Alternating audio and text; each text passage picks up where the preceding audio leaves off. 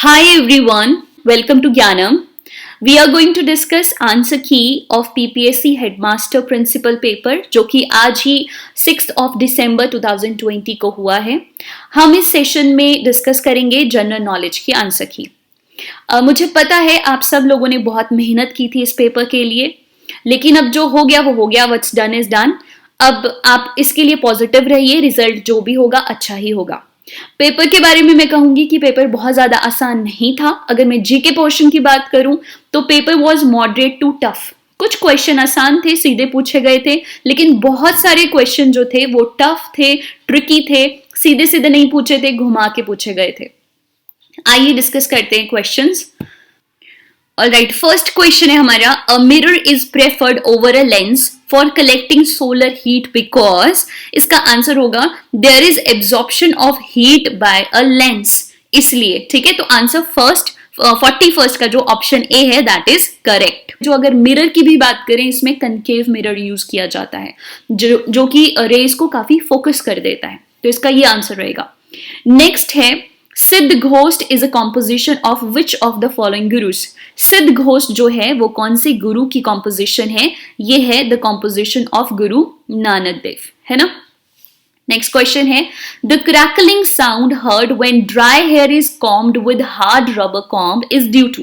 जब भी हम हार्ड रबर कॉम्ब से ड्राई हेयर को कॉम्ब करते हैं तो जो क्रैकलिंग साउंड होती है it is due to small electric sparks. Okay, तो इसका आंसर है बी. नेक्स्ट क्वेश्चन है, which union ministry has launched the tops junior scheme. कौन सी यूनियन मिनिस्ट्री है जिन्होंने टॉप्स जूनियर स्कीम जो है उसे लॉन्च किया था? तो ये है youth affair and sports ministry और मिनिस्टर हैं किरण रिजिजू. नेक्स्ट क्वेश्चन है हमारा, butter floats in droplets on the surface of hot soup. अगर आपको ये ज्यादा विजिबल नहीं भी है तो मैं डिक्टेट कर रही हूं. Butter floats in droplet on the surface of hot soup, but when the soup cools, the droplets spread out to form a thin layer on the surface. This happens because जब गर्म soup होता है तो उसकी droplets होती हैं, जब वो ठंडा हो जाता है तो उसकी लेयर बन जाती है. ये होता है सरफेस टेंशन इंक्रीज होने के कारण. तो इसका आंसर है the surface tension of the soup increases on cooling. Answer option C is the correct answer. 46 question यानी नेक्स्ट क्वेश्चन है, on the moon an astronaut can not drink lemonade with the help of a straw because. Moon के ऊपर एक astronaut जो है वो straw की help से लेमनेड नहीं पी सकता. इसका कारण है that there is no atmosphere on the moon. Straw के अंदर कोई एयर नहीं है जिसको हम सक करेंगे और नीचे से जो है वो लिक्विड आ जाएगा. तो नो एटमॉस्फेयर की वजह से, राइट, एटमॉस्फेयर ना होने की वजह से, तो option B is the correct answer. Next question है, चैंपियंस इज. चैंपियंस क्या है? तो रिसेंटली ये जो चैंपियंस है ना, ये एमएसएमई से रिलेटेड एक प्रोग्राम था. चैंपियंस की फुल फॉर्म थी creation and harmonious application of modern processes for increasing the output and national strength. इसका करेक्ट आंसर था it is a technology platform as a one stop solution for MSMEs grievances and opportunities. ठीक है, तो ये MSME grievance and opportunity के लिए एक technology platform था या है चैंपियंस. नेक्स्ट क्वेश्चन है, the disease sickle cell anaemia is caused by. तो जो सिकल सेल अनीमिया होता है ये एक हेरिडिटरी डिजीज होती है जो कि पेरेंट्स से आगे जाती है, यानी जनरेशन बाय जनरेशन आगे जाती है. तो ये इनमें से कोई भी ऑप्शन नहीं है. ये आयरन डेफिशिएंसी या मलेरिया इन्फेक्शन या पुअर हाइजीन की वजह से नहीं होती, ये जीन की म्यूटेशन के कारण होती है. तो इसका आंसर होगा D, none of these. Alright, next question, the polio virus enters the body through. Polio virus जो है वो हमारी बॉडी में कैसे एंटर करता है? तो देखो, जो कंटेमिनेटेड फूड होता है या खराब फूड या गंदा पानी पीने से पोलियो वायरस हमारे जो है वो मुंह से जा सकता है, हमारे माउथ से अंदर जा सकता है हमारी बॉडी में. तो इसका आंसर करेक्ट आंसर होगा contaminated food and water. Alright, तो ये था 49, polio virus enters body through contaminated food and water.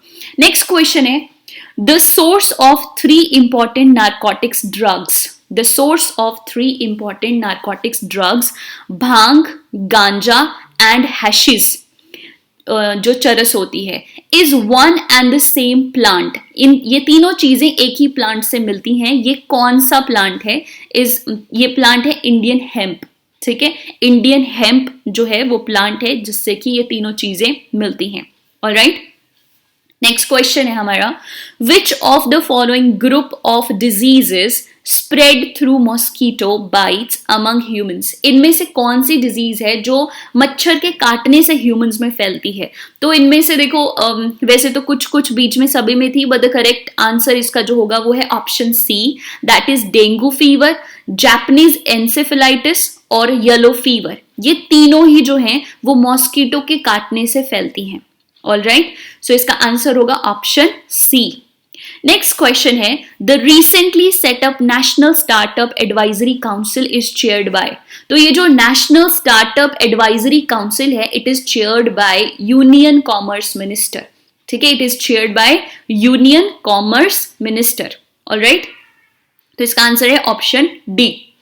Next question, the most powerful I irritant present in smog. जो स्मोग होती है, स्मोक और फॉग का जो मिक्सचर होता है स्मोग, उसमें जो सबसे ज्यादा ऐसा इरिटेंट होता है जो कि हमारी आई को इरिटेट करता है, वो होता है पेरोक्सी एसिटाइल नाइट्रेट। ठीक है, पेरोक्सी एसिटाइल नाइट्रेट जो कि आईज को इरिटेट करता है। ऑलराइट, तो इसका आंसर है option C. Next question, in olden days when refrigerators did not exist, पुराने समय में जब रेफ्रिजरेटर नहीं एग्जिस्ट करते थे, it was customary to boil milk twice और थ्राइस इन अ डे। एक दिन में हम 2 या 3 बार दूध को उबालते थे, है ना। रीजन क्या था? क्वेश्चन है कि जब ये सब होता था तो ये उबाला जाता था दूध बार बार, ऐसा क्यों करते थे हम?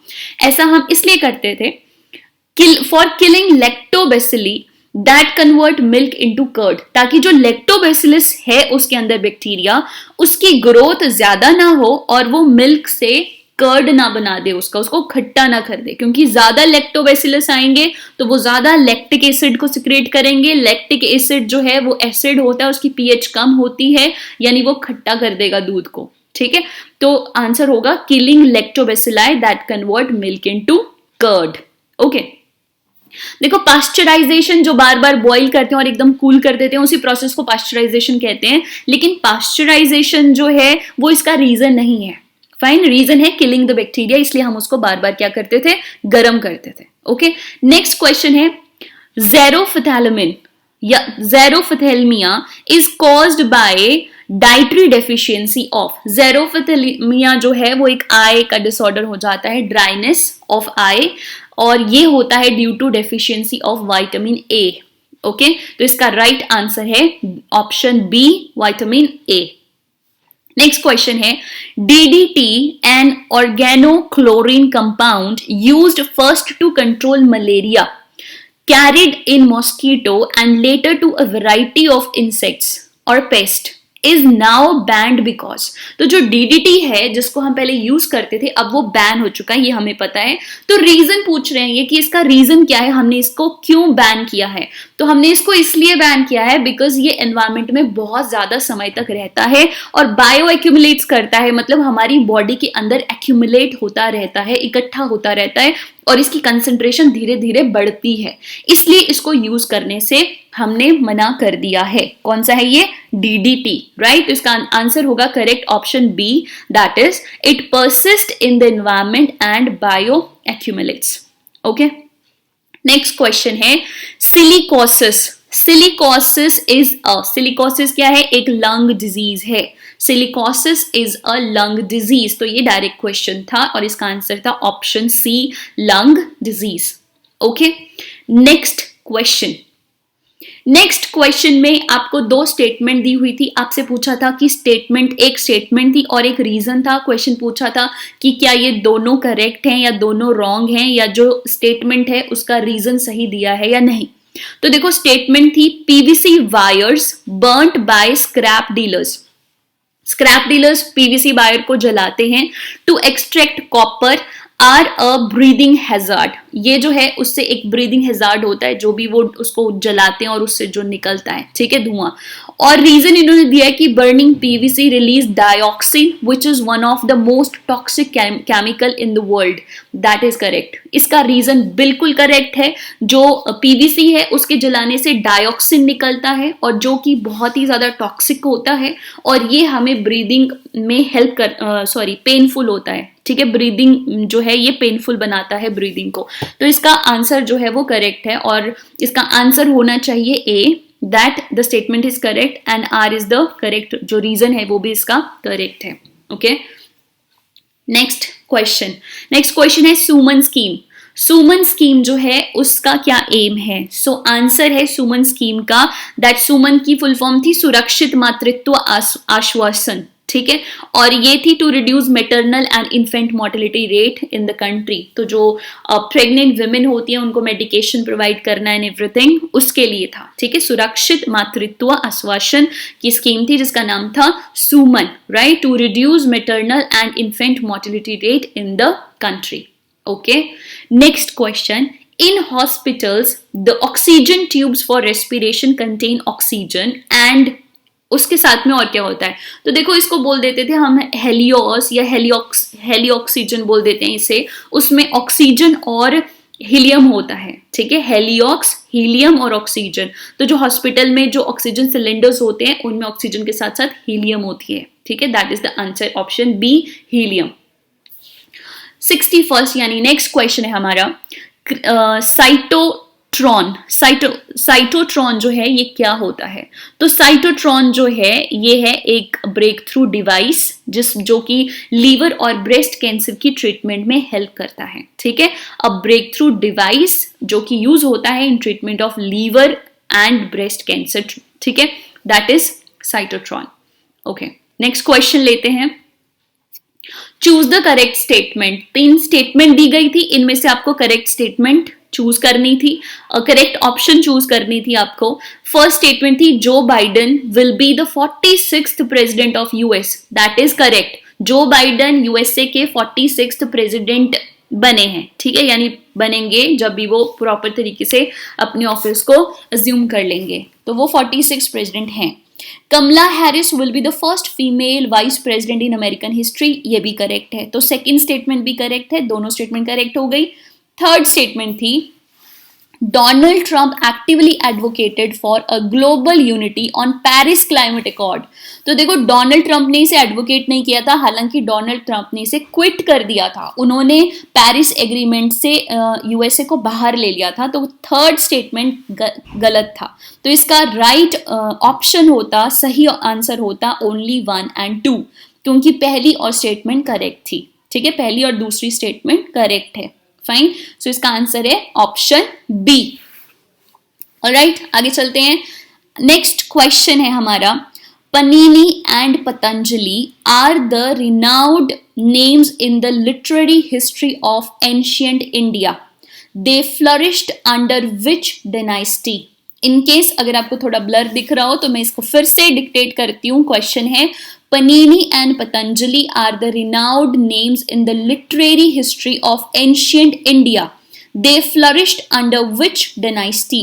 तो ये आते हैं अंडर शुंगा डायनेस्टी या सुंगास डायनेस्टी। ओके, तो इसका आंसर है B. All right, next question है, the remains of Vijayanagar empire can be found in. The Vijayanagar empire ये बहुत ही फेमस है, हम्पी में विजयनगर एम्पायर के रिमेन्स मिलते हैं। Option C is the correct answer. Next question है, who among the following attended all the 3 round table conferences? ये question भी बहुत बार पूछा जाता है, तो ये क्वेश्चन भी आसान था एक, कि जो तीनों राउंड टेबल कॉन्फ्रेंसेस है वो BR अम्बेडकर जी ने अटेंड की थी, ठीक है। कांग्रेस ने सिर्फ second round table conference attend की थी, BR अम्बेडकर ने तीनों की थी। ओके, नेक्स्ट क्वेश्चन है, On September 20th, 1932, Mahatma Gandhi began a fast unto death in Yaravada jail against। ये क्वेश्चन भी बड़ा आसान था और सीधा क्वेश्चन था कि जो महात्मा गांधी है उन्होंने यारावाड़ा जेल में क्यों अनशन किया था? वो किया था कॉम्युनल अवार्ड्स के लिए, जो कि रामसे मैकडॉनल्ड ने दिए थे। तो आई एम श्योर कि इस क्वेश्चन का भी आप करेक्ट आंसर ही लगा के आए होंगे बिना किसी डाउट के, ठीक है। It is communal award of Ramsay MacDonald. Next question है, who wrote the play Andher Nagri चौपट राजा।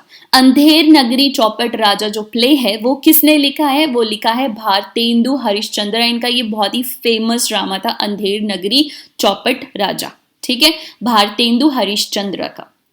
नेक्स्ट क्वेश्चन है, when Congress leaders condemned the Montagu-Chelmsford report, many moderates left the party to form. जब मॉन्टेग्यू चैम्सफोर्ड अवार्ड आया था 1919 में, report आई थी, तो उस समय पर बहुत सारे लोगों ने पार्टी छोड़ दी थी। तो उन्होंने कौन सी पार्टी बनाई थी मॉडरेट्स ने? उन्होंने बनाई थी Indian liberal federation, option D. क्या थी? Indian liberal federation. Okay, next question देखते हैं 80th। ऑन फेब्रुवरी 20 फरवरी 1947 को prime minister Attlee announce the British government's decision to withdraw from India's latest by. तो देखो, फेब्रुवरी में जब उन्होंने अनाउंस किया था कि हम इंडिया को छोड़ के जा रहे हैं, तो वो कहा था उन्होंने कि हम जून 1948 तक चले जाएंगे।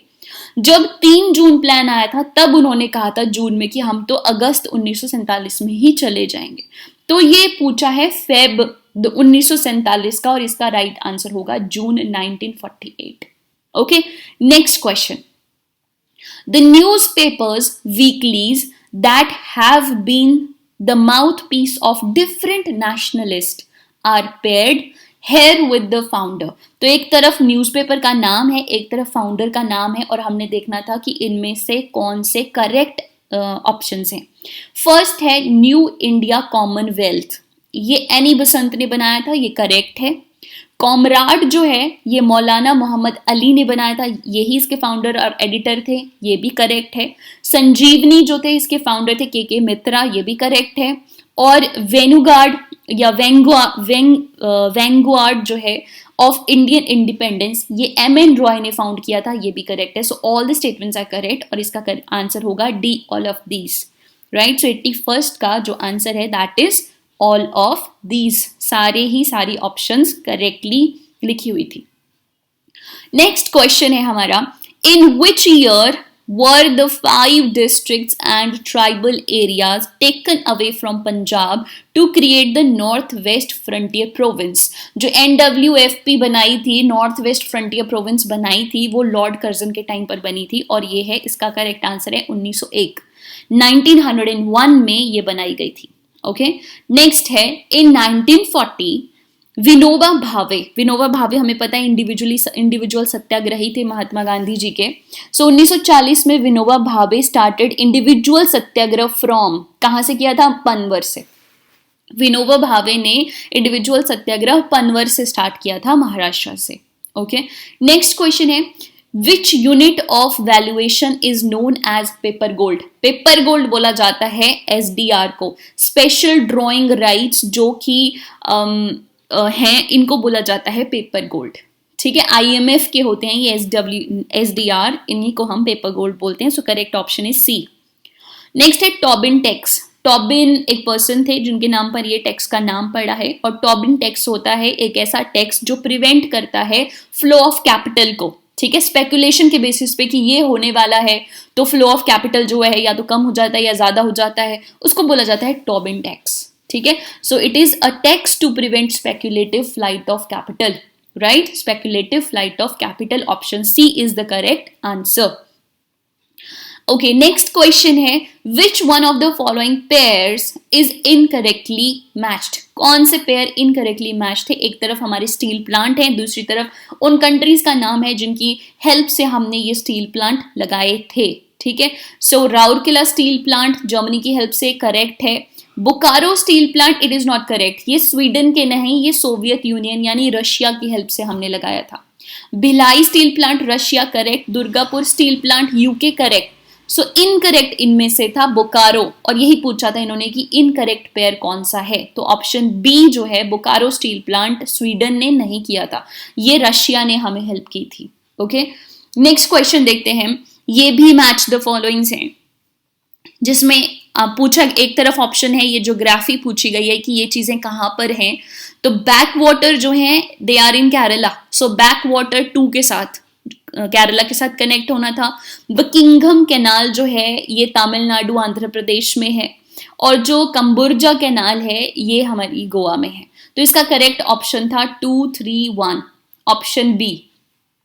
ठीक है, सो इस 87th का आंसर है ऑप्शन बी। नेक्स्ट क्वेश्चन लेते हैं। ब्लैक सॉइल इन, क्वेश्चन पूछा है कंसीडर द फॉलोइंग स्टेटमेंट, और आपने निकालना है कि इनमें से कौन सी स्टेटमेंट करेक्ट है।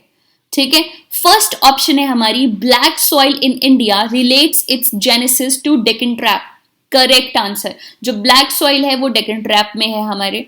दूसरा क्वेश्चन है, Dhupgarh is the highest peak of Indian peninsular, ये इनकरेक्ट है। इंडियन पेनिसुलर की जो हाईएस्ट है दैट इज, इंडियन पेनिसुलर की जो हाईएस्ट पीक है that is in down the south Kerala में हमारी अनाईमुदी। ठीक है, नाम स्किप हो रहा था माइंड से, it is Anamudi Anamalai hills पे। तो ये सेकंड जो स्टेटमेंट है ये इनकरेक्ट है। और जो थर्ड है that is Kudremukh peak is associated with rich iron ore reserve, ये भी करेक्ट है। ठीक है, तो फर्स्ट स्टेटमेंट और थर्ड स्टेटमेंट करेक्ट थी, सेकंड स्टेटमेंट इनकरेक्ट थी। सो हमारा आंसर बनता है first and third, that is C option. Next question है हमारा, point Calimere is a region famous for its magnificent mangrove vegetation, deltic feature and marine climate. The region is situated on the mouth of which river? तो ये है on the mouth of Kaveri, बिल्कुल तमिलनाडु और श्रीलंका की तरफ को जो हमारे इंडियन ओशन के पास पॉइंट आता है on the mouth of Kaveri river, वहां पर आता है ये point Calimere. Okay, so correct answer है option D, Kaveri. Next question लेते हैं, which of the following is a land lock harbour? जो हार्बर तो आपको पता ही है, जहां पे हमारे डॉकयार्ड्स होते हैं, जो पोर्ट होते हैं वो हार्बर पे बने होते हैं। तो जो लैंड लॉक्ड हार्बर है वो पूछा गया था, तो इनमें से जो लैंड लॉक्ड हार्बर था वो है विशाखापट्टनम, राइट। अगर पूछा होता कि ऐसी कौन सा पोर्ट है जो नदी के ऊपर है, एक ओशन के ऊपर नहीं है, तो आता हल्दिया, लेकिन यहां पूछा था लैंड लॉक्ड हार्बर, तो आंसर है Visakhapatnam. Okay, option A. Next question, which one of the following pair of islands is separated from each other by 10 degree channel? तो ये वाटर चैनल है 10 डिग्री चैनल जो है, और ये हमारे अंडमान और निकोबार को सेपरेट करता है 10 डिग्री चैनल। ओके, तो ये क्वेश्चन भी आसान था, डायरेक्ट पूछा गया था। नेक्स्ट क्वेश्चन है, आपके पास एक तरफ हिल पूछा है, दूसरी तरफ रीजन पूछा है कि ये कौन से रीजन में आती हैं। फर्स्ट हमारे पास है, आपने करेक्ट पेयर यहां से चूज करना है। फर्स्ट है cardamom hills, Coromandel coast. Coromandel coast Tamil Nadu की तरफ है और कार्डमोम हिल्स केरला में है, तो ये इनकरेक्ट हो गया। ओके, सेकंड है कैमूर हिल्स, कोंकण कोस्ट, ये भी गलत है, कैमूर हिल्स कोंकण कोस्ट पे नहीं आती हैं। थर्ड है महादो हिल्स, सेंट्रल इंडिया, करेक्ट है, महादो हिल्स मध्य प्रदेश में आती हैं, तो सेंट्रल इंडिया करेक्ट है। मिकिर हिल्स जो है वो नॉर्थ ईस्ट में है, तो ये भी करेक्ट है। सो यहाँ पे थर्ड और फोर्थ ऑप्शन करेक्ट है, that is option C. Option C, third and fourth is correct. Fine, next चलते हैं। एक तरफ ट्रिब्यूटरी पूछा है और एक तरफ मेन रिवर दिया है। फर्स्ट इन्होंने कहा है Chambal is the tributary of Narmada, it's not correct. Chambal Yamuna की ट्रिब्यूटरी है, नर्मदा की ट्रिब्यूटरी नहीं है, तो फर्स्ट ऑप्शन इनकरेक्ट है। सेकंड है सोन, सोन नदी यमुना की ट्रिब्यूटरी नहीं है, सोन नदी जो है वो गंगा की ट्रिब्यूटरी है। और लास्ट दिया है Manas, Manas is the tributary of Brahmaputra, that is correct. Manas Assam की तरफ आती है और ये ब्रह्मपुत्र की ट्रिब्यूटरी है, दैट मीन्स आंसर ओनली 3। ठीक है, तो option D only 3 is correct. Fine, next question लेते हैं। Which one of the following rivers originate at Amarkantak? Amarkantak plateau हमारे मध्य प्रदेश और छत्तीसगढ़ के बॉर्डर पे आता है, ज्यादातर मध्य प्रदेश की तरफ आता है और यहां से निकलती है नदी रिवर नर्मदा। ओके, तो option C is correct, Narmada. Next question है, consider the following statement regarding CITES, और साइट्स है convention on international trade in endangered species of wild fauna and flora. एक कंट्री से दूसरी कंट्री जब कोई ट्रेड होता है किसी फ्लोरा का या फौना का, वो कन्वेंशन है उसके ऊपर कि उसे कैसे हैंडल करना है, कैसे क्या करना है उसमें, ठीक है। और इसमें जो करेक्ट स्टेटमेंट थी वो थी first and third. First statement थी it aims to ensure that international trade in specimens of wild animal and plant does not threaten their survival। अगर ट्रेड होता है तो वो उनके सर्वाइवल के ऊपर नहीं होना चाहिए, ठीक है, उनके सर्वाइवल को थ्रेटन ना करे, ऐसा ट्रेड हो। That is correct, first statement is correct. Second statement थी कि ये जो एग्रीमेंट है इंटरनेशनल एग्रीमेंट है बिटवीन कॉर्पोरेट एंड एनजीओ, ऐसा नहीं है। ये एक इंटरनेशनल एग्रीमेंट है जो कि गवर्नमेंट्स के बीच में है, ठीक है, दो कंट्रीज के गवर्नमेंट के बीच में होता है, तो ये एनजीओज और कॉर्पोरेशन के बीच में नहीं है। फाइन, तो सेकंड स्टेटमेंट जो है वो इनकरेक्ट थी हमारी। थर्ड स्टेटमेंट है the monitoring the illegal killing of elephant mike programme is establish under it, that is also correct, site के अंडर ही आता है ये। तो option 1 and 3 is correct, option 2 is incorrect, तो हमारा राइट आंसर बन जाता है B, option 1 and 3। Okay, so B is the correct option. तो मैं मान सकती हूँ इस तरह के क्वेश्चन जो थे वो थोड़े से ट्रिकी थे और थोड़े टफ थे, ठीक है। आगे का क्वेश्चन है who among the following is are appointed by president of India. तो ये इजी क्वेश्चन थे जो कि आप आसानी से कर सकते थे। इनमें से कौन से हैं जो कि प्रेसिडेंट ऑफ इंडिया अपॉइंट करते हैं? First, chairman of SPSC, no, chairman of SPSC को गवर्नर अपॉइंट करते हैं, फर्स्ट स्टेटमेंट इनकरेक्ट है। चीफ मिनिस्टर ऑफ स्टेट, इनको भी नहीं करता, इन्हें भी गवर्नर अपॉइंट करते हैं। The chief election commissioner and other election commissioner, this is correct, इनको प्रेसिडेंट अपॉइंट करते हैं।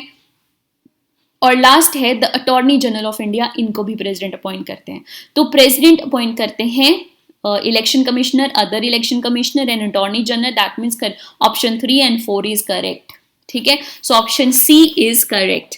नेक्स्ट चलते हैं हम 104, यानी नेक्स्ट क्वेश्चन हमारा, the resolution for removing the vice president of India can be moved in. तो अगर वाइस प्रेसिडेंट जो है हमें पता है he is the chairman of Rajya Sabha, तो जब भी उनको रिमूव करना हो रेजोल्यूशन स्टार्ट होती है फ्रॉम राज्यसभा, तो करेक्ट आंसर था in Rajya Sabha. Next question is consider the following statements about the governor. Governor से रिगार्डिंग कौन सी स्टेटमेंट है, और इन्होंने पूछा है which of the given above statement are incorrect, कौन सी इनकरेक्ट है। तो देखो फर्स्ट देखिए, he submit his resignation to chief justice of India, ये इनकरेक्ट है ना। और नेक्स्ट है he should have completed 35 years of age, correct है। His emoluments, allowances and privileges are determined by president, ये भी इनकरेक्ट है क्योंकि उसकी emoluments, privileges पार्लियामेंट जो है वो डिटर्मिन करती है।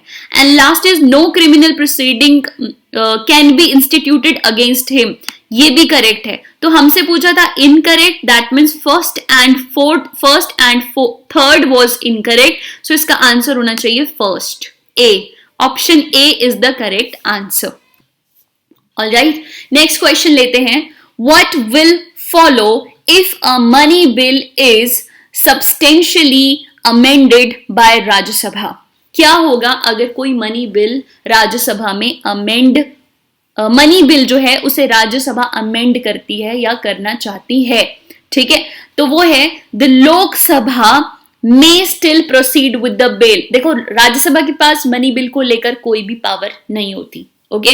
तो क्या होता है, the Lok Sabha may still proceed with the bill accepting और not accepting the recommendation of Rajya Sabha, कोई फर्क नहीं पड़ता राज्यसभा उसमें अमेंड करे या ना करे, it is all on the will of Lok Sabha. Lok Sabha चाहे उसे चेंज करे चाहे तो ना एक्सेप्ट करे और वो उसके साथ प्रोसीड कर सकती है। तो option A is correct.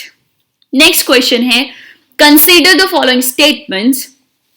Next question है, अच्छा स्टेटमेंट है, the process of removal of a जज of high court in India is same as that of removal of a जज of supreme court, correct. Supreme court के जज को जैसे remove किया जाता है वैसे ही हाई कोर्ट के जज को भी रिमूव किया जाता है, सेम प्रोसेस से। सेकेंड है, after retirement from office a permanent जज of high court can not plead और और एक्ट इन एनी कोर्ट और before any authority in India, ऐसा नहीं होता, वो जा सकते हैं। तो इसमें ऑप्शन 1 जो है, यानी हाई कोर्ट के जज जो हैं वो सुप्रीम कोर्ट में जा सकते हैं, ऊपर वाली अथॉरिटी के पास जा सकते हैं। सो ऑप्शन 1 इज करेक्ट, यहां पर only 1, option A is correct. ठीक है, नेक्स्ट क्वेश्चन है, who was the chief justice of India when public interest litigation PIAL was introduced in the Indian judiciary system? और ये है PN भगवती। जब PIL आया था तो PN भगवती जो थे वो चीफ जस्टिस थे सुप्रीम कोर्ट के।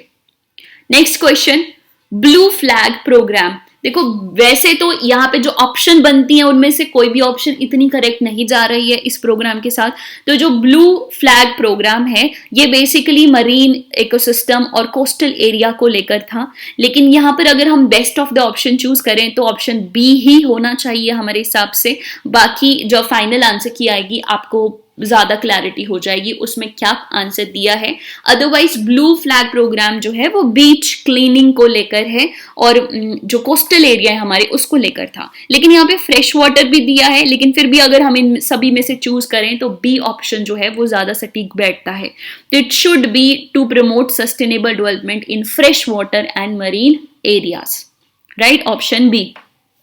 नेक्स्ट क्वेश्चन है, the biosphere is the zone of earth where life is found, it include। Usually जब हम पढ़ते हैं तो हम कहते हैं बायोस्फीयर में 3 चीजें आती हैं, हाइड्रोस्फीयर, लिथोस्फीयर और एटमॉस्फेयर, लेकिन यहाँ फिर आपके लिए ट्रिकी किया हुआ था, आपको दिया था हाइड्रोस्फीयर, लिथोस्फीयर और साथ में एटमॉस्फेयर के 2 ऑप्शन दे दिए थे, स्ट्रेटोस्फीयर और ट्रोपोस्फीयर। अब अगर हम वैसे बात करें तो ट्रोपोस्फीयर में ज्यादा लाइफ होती है एज कंपेयर टू स्ट्रेटोस्फीयर, तो हमें दोनों में से एक चूज करना था क्योंकि ऑल ऑफ तो ऑप्शन में था ही नहीं। तो सबसे बेस्ट जो आंसर यहाँ पे जा रहा है that is D, that means 1, 2 and 4, hydrosphere, lithosphere and troposphere. Okay, next चलते हैं, next question, consider the following statement regarding the role of CAG. CAG के रोल के रिलेटेड स्टेटमेंट पूछी है। फर्स्ट स्टेटमेंट है, CAG is called the friend, philosopher and guide of the public account committee, that is correct, first statement is correct. Second statement है, it has no control over the issue of money from the consolidated fund of India, that is also correct, उसको उसका control नहीं होता है, वो allocate नहीं कर सकता है, कोई भी मनी रिलेटेड कोई डिसीजन नहीं ले सकता है, तो सेकेंड स्टेटमेंट भी करेक्ट है।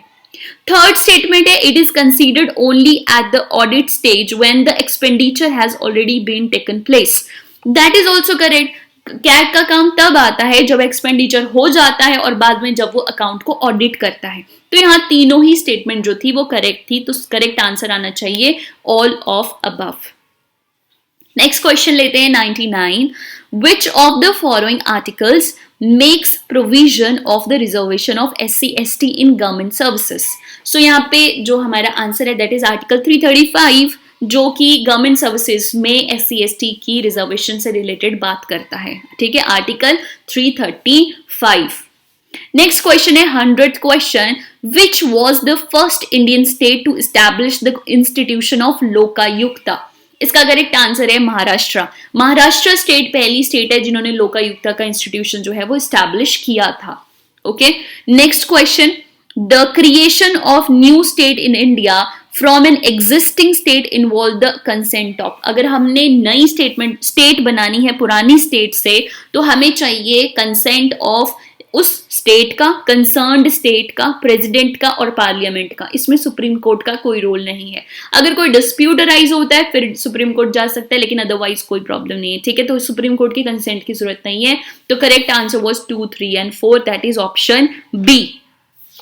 नेक्स्ट क्वेश्चन है, as per article 241 who can constitute a high court for a union territory or declare any court in such territory to be a high court for all or any of the purpose of the constitution. So the correct answer is parliament. ये parliament ही करती है, decide करती है। ठीक है, तो option C is the correct answer. Next question लेते हैं, for DigiLocker DigiLocker, which of the following statement is are correct. So दोनों ही स्टेटमेंट करेक्ट थी। देखिए, डिजी लॉकर एक ऑनलाइन प्लेटफॉर्म है जहां पर हम डिजिटली जो है वो अपने सर्टिफिकेट्स एंड ऑल सारे डॉक्यूमेंट्स रख सकते हैं। सो ऑप्शन फर्स्ट थी, it is a digital locker system offered by government under Digital India programme, correct. ठीक है। Second, it allows you to access your e document irrespective of your physical location, correct. So both A and B दोनों ही correct हैं। Option C is correct. Next question है, which one of the following pair is not correctly matched.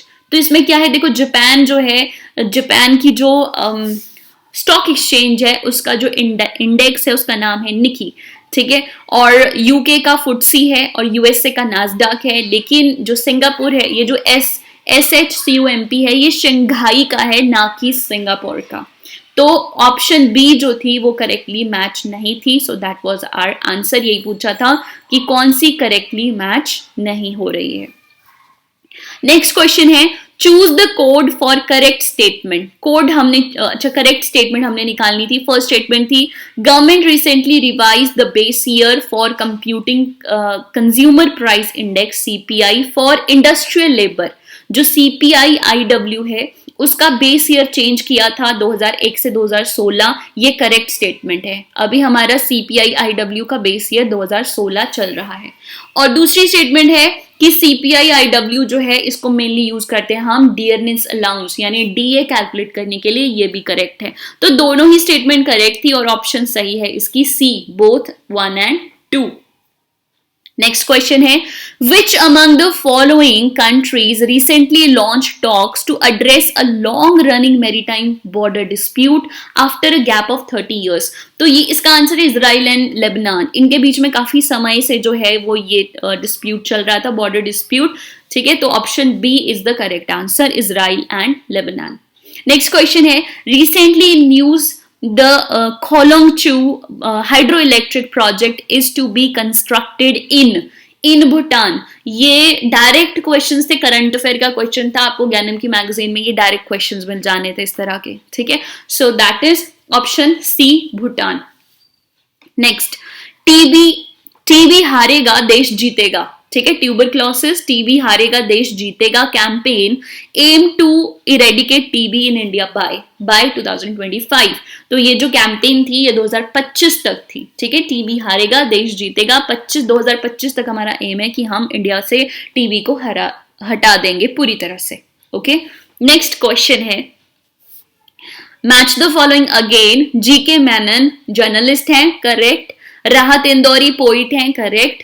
CS Seshadri ये एक mathematician है, ही passed away recently, ये भी correct है। और गीता राम जी जो हैं वो एक वायरोलॉजिस्ट हैं, ये भी करेक्ट है। सो सारे करेक्टली मैच थे और इसका आंसर होना था 1 2 3 4। That means answer option C, ठीक है, it is the correct statement, it is the correct option, ठीक है। ओके। नेक्स्ट क्वेश्चन लेते हैं, which among the following countries have topped the global innovative policy centre GIPC, innovative policy centre, global innovative policy centre intellectual property index कौन सी country ने top किया है। तो ये USA है जहां पर सबसे ज्यादा IPR फाइल किए गए थे, ठीक है। So USA is at the top और इसका आंसर था ऑप्शन A। नेक्स्ट क्वेश्चन है, choose the code for correct statement. Statements क्या है, the employ provident fund organisation EPFO works under the ministry of labour and employment government of India, correct. EPFO labour ministry के under आती है, वो सही है। Second है, EPFO has increase the interest rate on EPF deposit in 2019-20 from 8.5 to 8.65। ये incorrect है, actually 8.5 ही है, ये इंक्रीज नहीं किया गया है। So option 1 is correct, only 1, ठीक है। Option A is correct. Next question है, who releases the gender social norms index GSNU। इसका करेक्ट आंसर है UNDP, ठीक है। यूनाइटेड नेशन डेवलपमेंट प्रोग्राम जो है यही रिलीज करता है जेंडर सोशल नॉर्म इंडेक्स को। तो option A is correct. Next question है, स्वस्थ वायु इज स्वस्थ वायु क्या है? स्वस्थ वायु न्यूज में रहा है अभी, और ये जो स्वस्थ वायु है ये एक वेंटिलेटर है जो कि कोविड-19 के पेशेंट को ट्रीट करने में हेल्प करता है. So Swasth Vayu is a non invasive ventilator to treat कोविड-19 patients. Okay, option C is the correct answer. Last question है हमारा 120th. Choose the correct statement about national education policy 2020. और इसमें जो था आपको स्टेटमेंट 5 दी थी, आपको चूज करनी थी कि कौन कौन सी करेक्ट हैं. तो इसमें पहली 3 स्टेटमेंट करेक्ट हैं और लास्ट की 2 स्टेटमेंट इनकरेक्ट हैं. ठीक है. National education policy formulated on the basis of recommendation of K Kasturirangan, correct. National education policy advocate for more local language, जो मदर टंग है उसको ज्यादा उसमें इंस्ट्रक्शन दी जाए टिल 5th ग्रेड, ये भी करेक्ट है. National education policy 2020 provide for setting up of gender inclusive fund, ये भी करेक्ट है. जो 4th स्टेटमेंट है इसमें कहा गया था कि जो रेशो है एनरोलमेंट रेशो उसको 65% करना है 2030 तक, ये इनकरेक्ट है. ये 50% है 2035 तक, ये इनकरेक्ट था स्टेटमेंट. और हायर एजुकेशन कमीशन जो है इंडिया में to be set up for medical and legal, ऐसा नहीं है. हायर एजुकेशन कमीशन सारे हायर एजुकेशन के लिए किया जाएगा, एक्सक्लूडिंग मेडिकल और लीगल था, ये इंक्लूडिंग मेडिकल और लीगल नहीं था. तो ये 4th स्टेटमेंट भी गलत था. तो दैट मीन्स हमारा करेक्ट ऑप्शन बन जाता है option C. That means only 1, 2 and 3. So that is it. ये पेपर थोड़ा सा टफ था, थोड़ा ट्रिकी क्वेश्चंस थे, डायरेक्ट क्वेश्चंस नहीं पूछे गए थे. लेकिन जैसा भी आपका पेपर हुआ होगा सभी के लिए टफ है, किसी एक के लिए टफ नहीं था. ठीक है, तो जो हो गया वो हो गया. अब आप पॉजिटिव रहिए and just wait for the result. Thank you so much, all the best.